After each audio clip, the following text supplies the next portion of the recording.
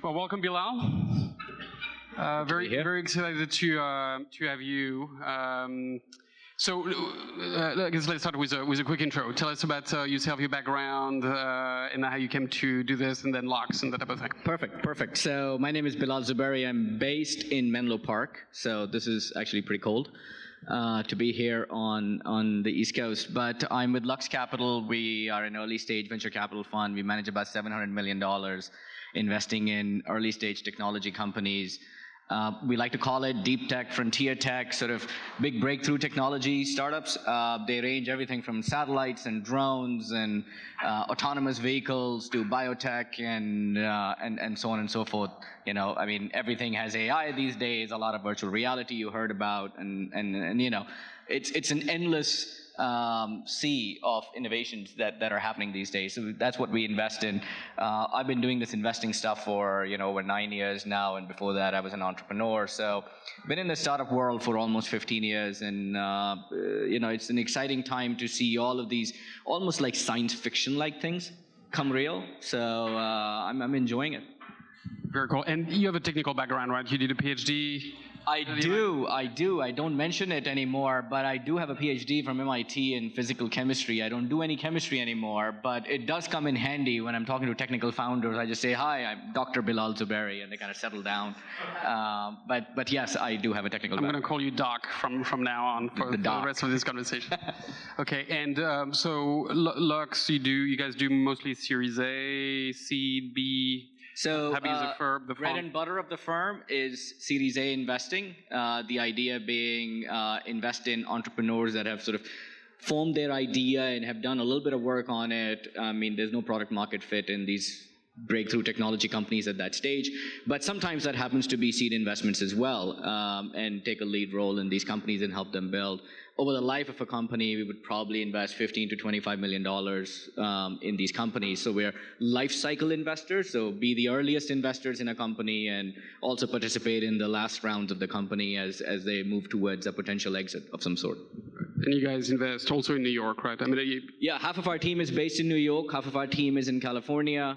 We don't operate as a New York office and a California office. We are one team spread across. I have investments in Boston. I've on 9 boards now. I have investments in Boston, in Austin, in Bay Area, in LA.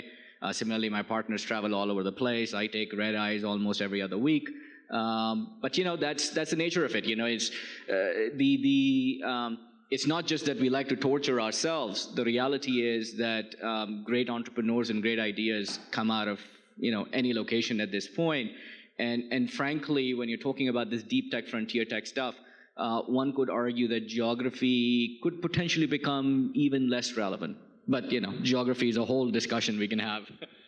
Okay, very cool. So what I'd love to do for the first half of this conversation, if you will, is go through sector by sector. So VR, drones, IoT, 3D, and go in some depth. We'll start with one. And go in some depth about where you think that segment is, what you like, what you don't like, perhaps one investment that you've made, less from a rapid fire, all the hot stuff. Exactly. All right. So let's start maybe since we have our map after this. Let's start with drones. So you've been in the country one of the most active investors in the space. So curious about sort of your state of the union. Where is the space? What are the opportunities? What are the challenges? Ben Marcus from AirMap will be presenting after this. So I was an early investor in the company and very lucky to be partnered with him. We have multiple investments in the drone space. I'm a big believer in the drone space. I like to be able to say that I invested in drones. First investment was made in 2010 when most people didn't know that drones would be useful to anybody. There was a company called Sci-Fi Works in Boston. Helen Greiner, who was the founder of iRobot, started that company building military commercial drones. AirMap is another company. Drone Racing League is based here in New York City, which is sort of the NASCAR for drones. On ESPN, you can watch it. And then Hangar Technologies, that's based in Austin. I think I'm very bullish on drones, not only because I have a lot of money invested in drones, but I really do believe that some of these platforms we will now talk about, VR and drones and autonomous cars and home automation and wearable technologies and so on and so forth, these are fundamental platforms. We are very early innings of these platforms. drones is the same way. You know, what we are hearing about drones, what they can do now, is really scratching the surface. You know, we don't have drones that are allowed to fly autonomously. We don't have drones that are allowed to fly at night. We don't have drones that can fly indoors very easily. A lot of these things are going to get sorted out over the next couple of years. We are already witnessing millions of drone flights happening every month. Right? I mean, this is a big industry. A lot of people we know, you might know, have drones. If not, they might be getting one this Christmas. They're using it initially for taking some nice shots. They might be taking it for some selfies and maybe showing off to their friends. But very soon, they'll start figuring out what else do you do with this potentially underutilized asset that you bought for $1,000, probably less than $1,000, the same cost as your cell phone, and it can do a lot. And I think you know, we will probably find that out over the next couple of years, and it'll be big business. Yeah, and from an investment standpoint, are you more excited about the enterprise side of things, so consumer? I guess the side question is, has DJI essentially won the consumer side? No, so I do not believe DJI has essentially won this, even though one might be tempted to believe that.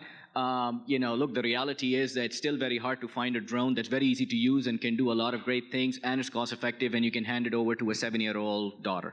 Right? It doesn't exist yet. The Dyson of drones hasn't been created yet, and I think there's an opportunity for people to do that, and many entrepreneurs are trying that. That said, consumer hardware of anything, and I think you heard Scott's talk, is not easy.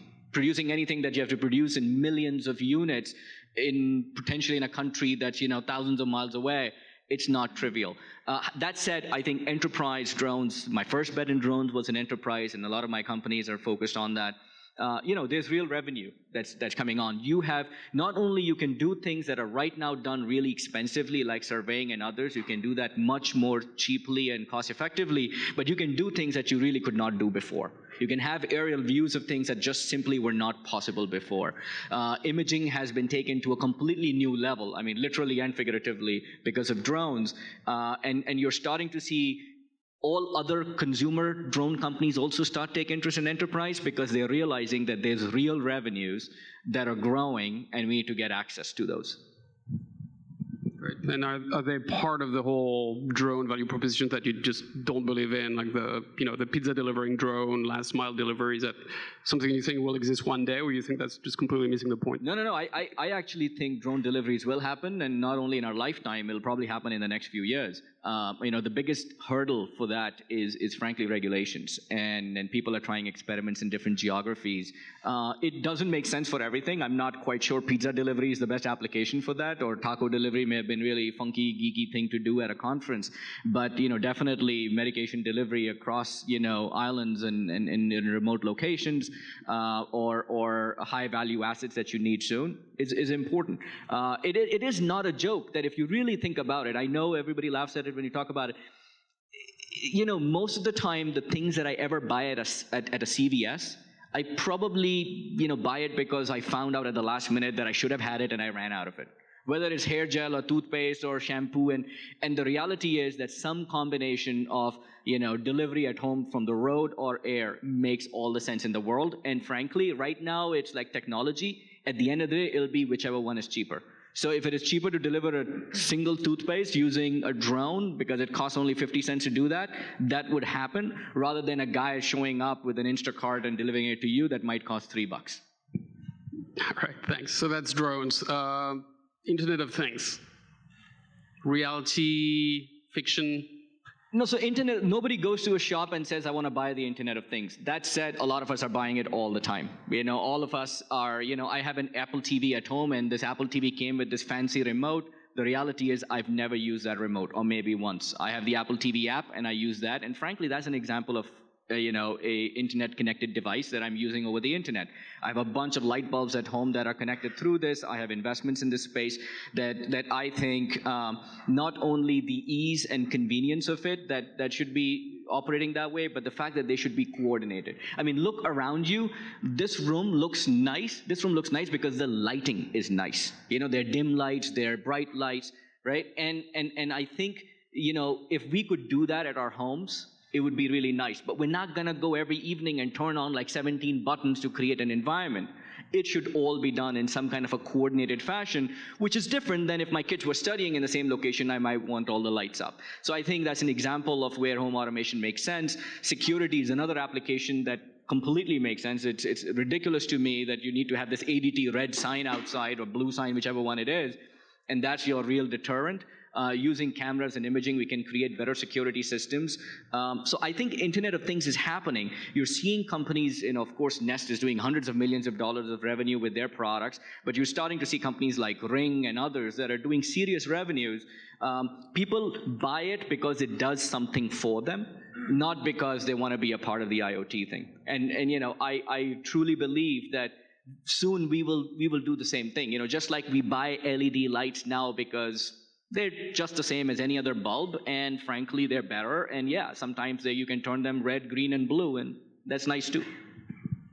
But to play devil's advocate a little bit, I guess from an investor standpoint, it sort of feels like there was like this big wave of enthusiasm maybe 2 or 3 years ago, and that was around Nest and all the things, and crazy Kickstarter campaigns, and then VCs would fund IoT companies right after the Kickstarter campaign. The whole thing feels like it's really taken a little bit of a hit. Yeah, so I'll say 2 things to that. One, definitely from just an investor perspective, there was this Nest acquisition that happened at a ridiculous price, over $3 billion or so. And then there was this oomph in the valley, right? Or the valley being, the tech sector everywhere. And the idea was that everything you talk about, well, Nest is going to do that. Well, the reality is that Nest did not do that. Nest's second product, frankly, was a disappointment to Nest itself. Right, and it has its own problems since then, and I think what you're starting to see, and certainly I can say that based on the companies I'm seeing, that there's a resurgence. People realizing, that Nest is not going to do everything. Amazon Alexa has created a new entry point. It's a new beachhead that people didn't think about. Like nobody thought about. My daughter is like shouting at the Alexa in the phone because that's what she's getting trained to do, and I think. You're starting to see people realize that there's a new way of dealing with IoT and new opportunity exists. The second thing is that, all these startups that failed, and yes, many of them failed, unfortunate. Again, going back to when you're building a consumer device, the bar that we now have as consumers for things that we will buy, regardless of whether we buy it for $30 or we buy it for $300, the bar is pretty high. So you can't make frankly, a crappy plastic product and stuff a bunch of radios in it and be like, this is an IoT device. Doesn't work, right? So many IoT devices were like, oh, you buy this light bulb, this, that, whatever, and then you have this plastic box you have to attach somewhere, and that's your hub. Doesn't work. Do the hard work, the kind of work that, frankly, Nest had to do to get its products to market. There's a reason why these companies didn't take $10 million and immediately put product into the market. The companies like Nest and others have raised a lot of money before they build a really highly engineered product and bring it to market. And you will see those kinds of companies succeed going forward as well. What about the industrial side of things and smart cities and all those things? Is that exciting to you? Yeah, so it's happening. It's happening in less sexy ways. People call it the industrial IoT. I personally believe that there's less opportunity on the devices and the hardware side of things there, simply because there are very established players with strong engineering footholds and, frankly, in some ways closed off ecosystems. GE has its own ecosystem, Siemens has its own, and Honeywell its own, so it's harder to get into, but there are new opportunities emerging. So one of our portfolio companies is Nozomi Networks, which is industrial IoT or industrial control system security system, right? So a lot of our security infrastructure built for TCP IP networks, well, guess what? A lot of industrial controls are not TCP IP based. So you have Stuxnet and other problems, so you're starting to create, vulnerabilities leading to opportunities, interesting opportunities there, different. You're seeing a lot more of machine learning and AI applied to maintenance and sort of OT, the operational side of savings. And there are interesting opportunities there. I'm not too bullish right now on some hardware device that comes out and becomes the device that gets attached to every motor in an oil field. Great. Let's talk about 3D printing for a bit. So that's another example of a sector that went through crazy hype, mostly led by consumer 3D printing, and then seems to have really experienced some tough times. But now it feels like the smart money is very much going back into this, where there's Carbon 3D, and I think you guys are investors in Desktop Metal in Boston. Yeah, and I think, So yes, the reality is that the 3D printing saw a hype, and the hype was around basically, for lack of better words, plastic 3D printing. And the idea was that you would have these desktop printers that everybody would be playing with, and really the story that all of us kind of fell in love with as a society was around science and education and the kids sort of Legos and that world. The reality is that Legos are fine enough for a 5-year-old. They don't need a 3D printer, or at least not enough people want that.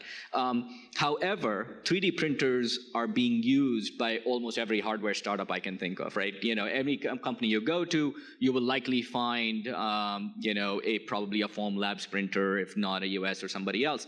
And I think what's this new wave of 3D printing that's coming through is about larger volumes printing and printing things that actually have a use. So not just prototypes, but actually small volume production that can actually be used in the field. There's this whole world of small volume production can actually lead to somewhat of stable and good businesses. And I think you're starting to see that. On the higher end, you still have machines that cost $1 million that get bought, but those are moving towards printing houses, right? Shapeways is a New York-based company that we invested in, where if you want to print a beautiful piece of jewelry that you designed yourself, you don't want to buy a big printer to do that. You just send it out, and it arrives in a few days, and you have this beautifully customized product. We're seeing the movement, and then we've invested in that towards this higher volume, higher efficiency, and high quality printing, mostly for industrial and commercial sectors. The carbon 3D, desktop metal, both fit into that category. Okay, great. AR and VR. So what do you have? You're in Altiscale? Early days, again, one of those areas where we have a bunch of companies in it from consumer side, but also others. If you talk to people who are in AR, VR, they tell you a lot of these sets are getting bought, but they're not getting bought by us. They're getting set up as internet cafes equivalent in China. Right? So if this is one of those industries that I would not be surprised that Asian consumers get better access to it and faster access to it than we do. Right? We just, we're still stuck in our curved TVs, LED TVs, not knowing what to do with them, when there's a really much more powerful medium here. I think, earlier conversation is an example of that there's very interesting experiments being done, but there's not a lot of users yet. Early buyers are all gaming companies, and there's a lot of gaming companies that are doing incredibly well. I also believe that AR, VR, and they're kind of separate, but they're kind of the same. It's going to be much more social than we anticipate it to be today. It will really be I took a red eye here, and I'm here for 24 hours, and I'm flying out the first flight tomorrow morning, just to be in the company of you guys, right? And the reality is that I'll only probably get to talk in person to a few of you. So technically, I could have done this on VR, right? Technically, me burning all that fuel and my sleep to come out here is not really worth it, right? I love you, but I think that's an example of where, we will all start to realize. And frankly, what would happen is, just like you cannot really have a job in the city today without having a cell phone, almost like you're disqualified from a job if you don't have a cell phone, what if VR becomes like that? Like if your entire team is jumping onto VR for a conference call and you're the only idiot who doesn't have VR, you frankly don't fit in. Right? I think we will end up there, and it'll take us a few years to get there, and as you heard earlier, the cheaper systems need to get better for us to get there. And what are you interested in terms of investing in, I guess, in the side? Is that the content? Is that the hardware? Is that the middleware? Is that the VR social space? In VR/AR? So we are not looking at hardware in VR right now. Again, it's one of those areas where you don't have really, boring incumbents that are technologically challenged. You have really top-notch companies doing some amazing stuff, and they happen to have, a lot of resources behind it. We're looking at new areas. We're looking at enterprise uses of VR. We obviously have some consumer companies already. Allspace is an example. Servios is another one. Matterport is another one.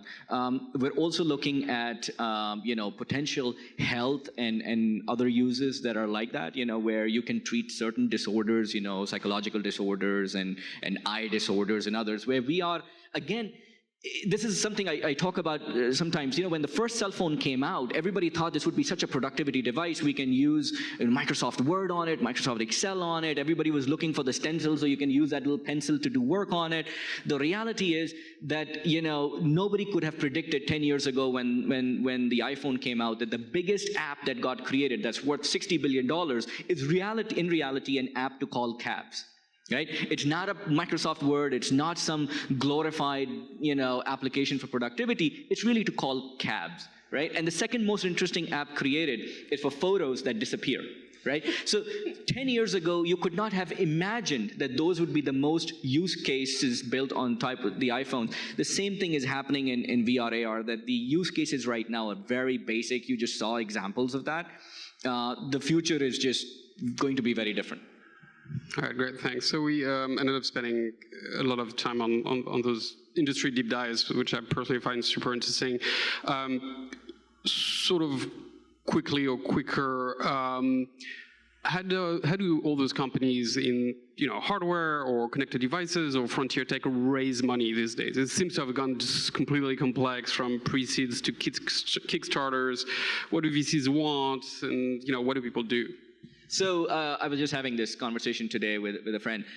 Here's the thing. Think about companies in hardware that you really admire that were startups over the last 10 years. Think SpaceX, Tesla, Nest, right? Oculus. These are companies that are great companies, but for us, they created great returns for VCs, right?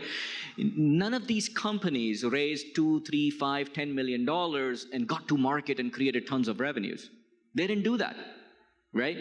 All of these companies raised quite a bit of capital, 40, 50, 60, sometimes $100 million, sometimes $200 million before they actually got to market and created revenues. So VCs, myself included, if we tell you, well, we would like to see early revenues, we may be pushing you down the wrong path. Now, it's obviously not always true, but it may not be the right thing to do. Don't put out a shitty product into the market because somebody tells you, get me some revenues. Your $1.5 million of Kickstarter revenues may actually mean nothing if you can't really produce that product at scale and take it to market, and you almost have to, post-Kickstarter, re-engineer the product altogether, and the Kickstarter was just like a PR campaign to convince some VCs to give $10 million to you, and you're back again on the standard trail. So when I'm investing in hardware companies now, I'm looking for the next Tesla, looking for the next SpaceX, I'm interested, or next Nest, I'm interested in those breakthrough companies that could be, really big companies. That means I also know that I will need to put more capital in, and the syndicate that I'm building around me will need to put more capital in. Now, that does not mean that all that capital needs to go in right away. It's just that you got to have a better understanding of what this financing looks like. So the seed investors who will put in your first $1 million, $2 million should not be looking for revenues. They should be looking for real demonstrable milestones that would attract people like us to then go in and put money in. We will team up knowing that, hey, we might be in 10 million each before this company makes any big breakthroughs.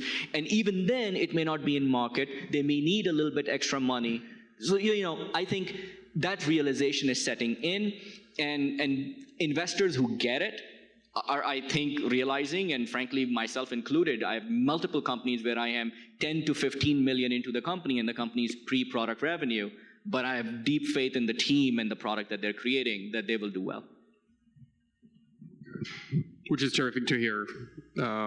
As a data point, not too many of you, or us, I guess, in this general market that are comfortable with this type of thing.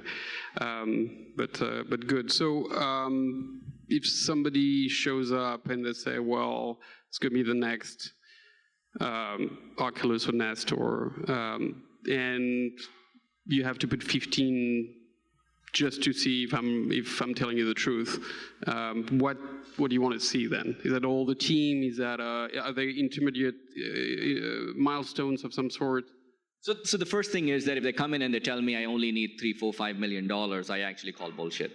I've done enough startups now, and I've done enough investment now that I know it just doesn't work that way. Like, okay, one of my teams may be a spendthrift, two of my teams may be a spendthrift, but across our portfolio, we have about 80 companies doing hardware, and they're all not like throwing money away. right? So certainly it takes more money. So that's one. But the second thing is, look, this is where I think, well, obviously, the team really matters. But, if I said that again, it'll be a cliche answer because yes, the team really, really, really matters. Who are you and why would you do this and why would you be able to do this?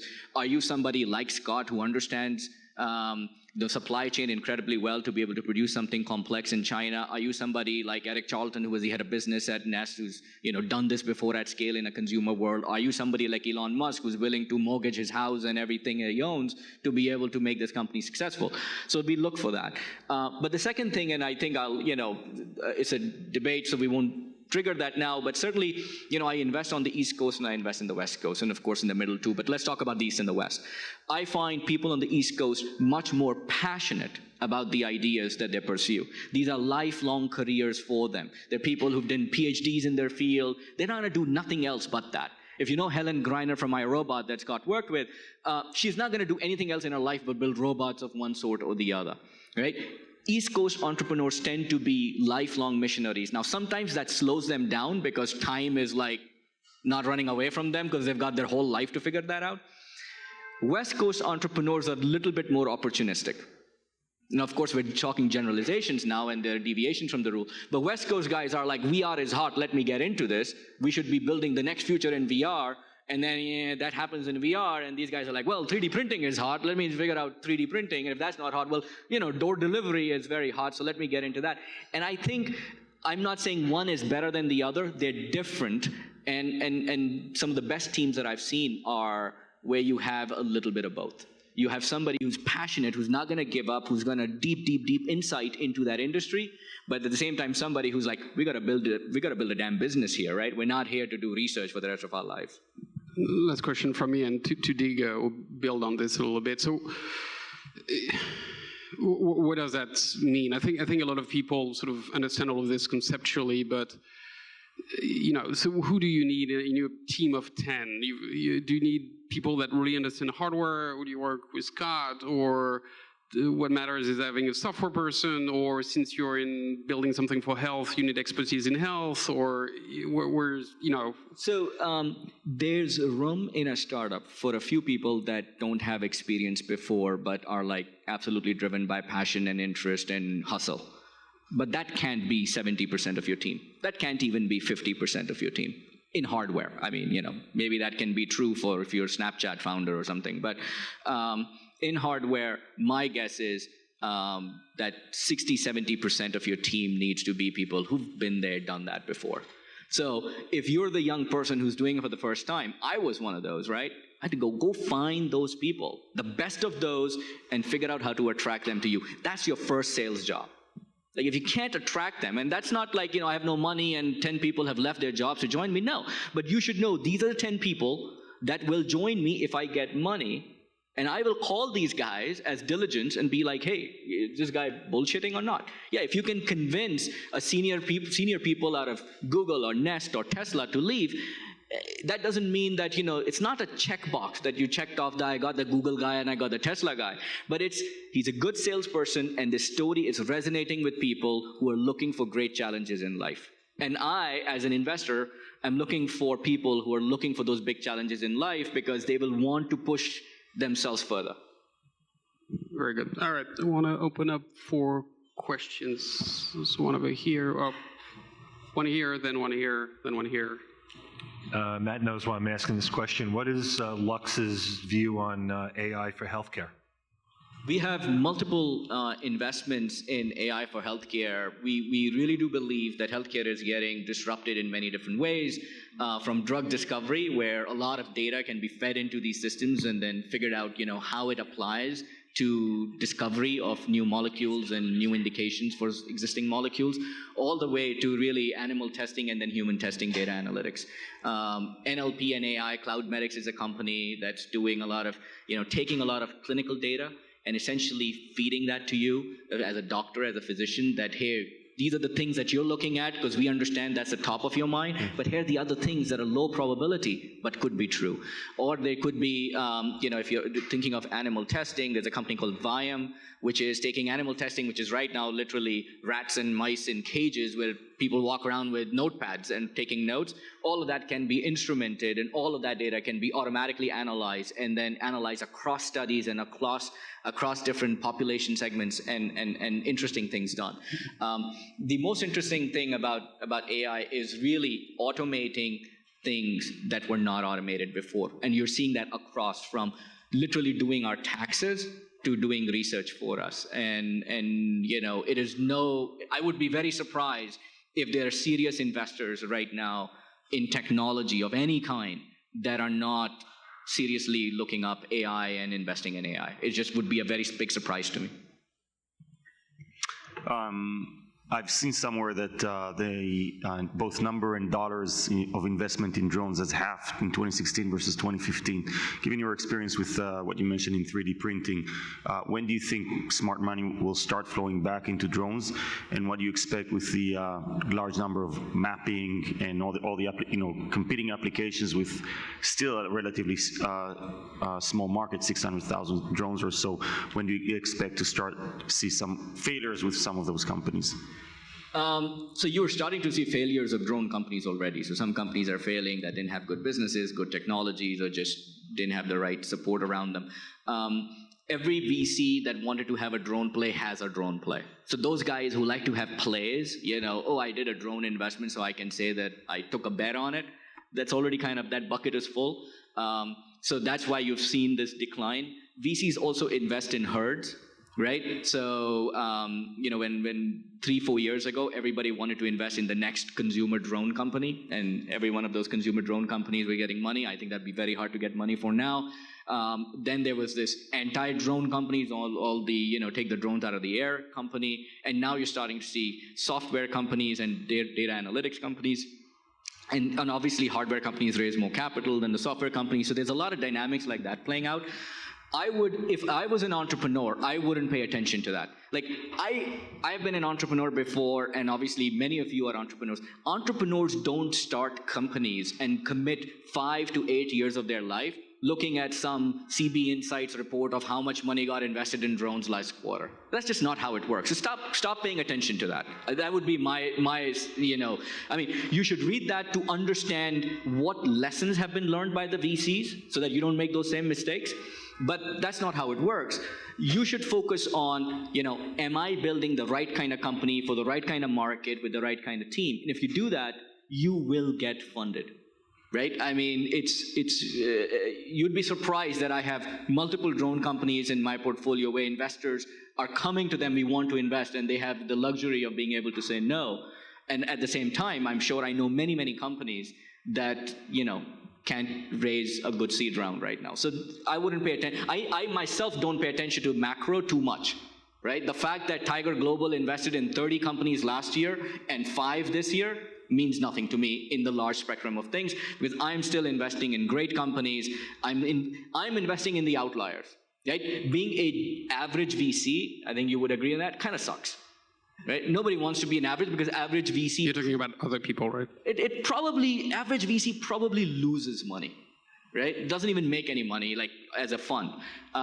So we're all trying to be way, way, way above average. So the law of averages should not work for us and should not work for any of the startups as well. Great. Last question here, because I want to have time for Matt. Yeah, I was hoping you could expand on your comment about the increasing, geographic distribution of opportunities around deep tech relative to other sectors. Historically, think about biotech or robotics, the hardware companies you mentioned. It seems more or less as concentrated as other sectors. Something like Magic Leap, maybe being more of an outlier than representative. And so while I could see Boston and LA having some natural advantages in these sectors they might not have in others, I don't know. I guess I was just curious for you to finish that thought. Focusing on the geographical distribution and. Yeah, you'd mentioned that you could see a broader geographic distribution around deep tech. So a couple of reasons for that. One of those that I think you will immediately notice is that a lot of the innovation that is happening in other sectors or other fields, so miniaturization of hardware, commoditization of manufacturing, relatively speaking, availability of big data, storage and cloud connectivity, and then analytics, a lot of that is not necessarily happening only in Silicon Valley or in New York. It's happening in China, it's happening in Malaysia, it's happening in Taiwan, it's happening in Germany, and many other places that this is happening, and it's possible. The second thing is, a lot of these deep tech companies usually have at the foundation of it some fundamental innovation that enabled that to exist, right? So somebody invented something, right? Whether it was a Magic Leaps technology that was, came out of Florida, or DeepMind that was in the UK. It was something fundamental that came out of, usually universities, doesn't have to be. And what you find is that the early technical talent that's an expert in that area is located in and around that area. So the core team gets founded there. What you find is, and by the way, I'm equally guilty of that, is investors find that we can be not only, it's not so much, we're lazy, we don't want to travel. I don't buy that bullshit. That's not true. I've seen Matt travel all the time. I've seen myself travel all the time, and he's here and I'm on the West Coast. What really happens is that I can be most helpful to you where I am located. If you were looking for a VP engineering and you were either in Boston or California, I can send 5 people to you overnight. But if you were located in Austin, it'll probably take me a bit of time. Right? If you were having, I need a real director of finance, or I need to hire 7 machine learning engineers, it's easier to find those people in certain geographies than it is in other geographies. If you are a well, sort of experienced and connected person in any geography, you can do it on your own. But if you're looking for VCs to be able to help you, if I've never done an investment in Berlin, how can I help you? Which is why you see, I would be like, hey, if you're a Berlin company, you got to move. Nozomi Networks was a Switzerland company. The founders were in Switzerland. I love the idea. Their markets are global. Their early customers are actually all in Europe, right? But I asked them to move to Silicon Valley, and the founders agreed to do that because they know that I can be helpful. So they almost think of me as a real partner, not just as a financial investor sending them money by bank, but I can actually be helpful to them in building out beyond the first 5, 6 people, the next 50 people in Silicon Valley better than anywhere else. So you're seeing companies form elsewhere if they can find financing and if they are successful people, like Rick Fulop at Desktop Metal. He built a team of 50 people in like a year. But this guy is like one of the most well-known quantities in Boston. Everybody wants to work for him. Everybody knows he's going to do something interesting. But if you're not that, it's harder. So I think that's why you see a little bit of a migration towards these centers like New York or Boston and Silicon Valley. All right, Bilal, this was terrific. Thank you so much for sharing all.